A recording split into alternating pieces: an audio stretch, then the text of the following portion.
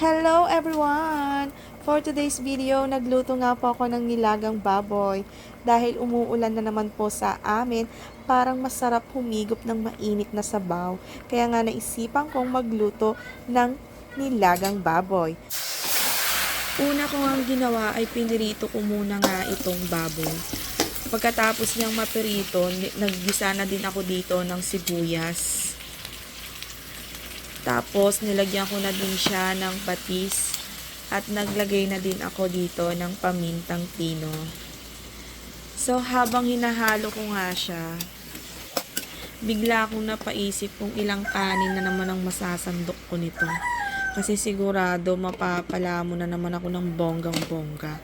So, ayan na nga po, kumukulo na. Nilagay ko na nga dito yung patatas para lumambot na nga ito.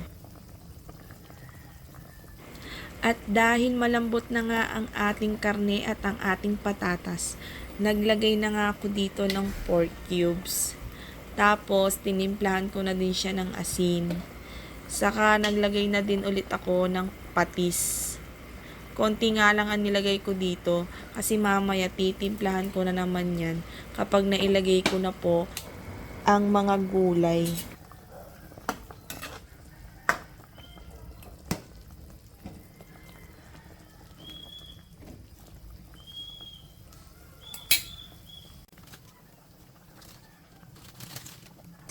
Nilagay ko na nga itong gulay, itong repolyo, pechay, at saka itong mais.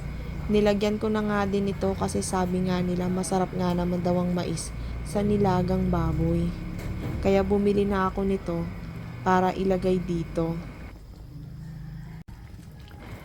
At sa wakas, luto na ang aking nilagang baboy.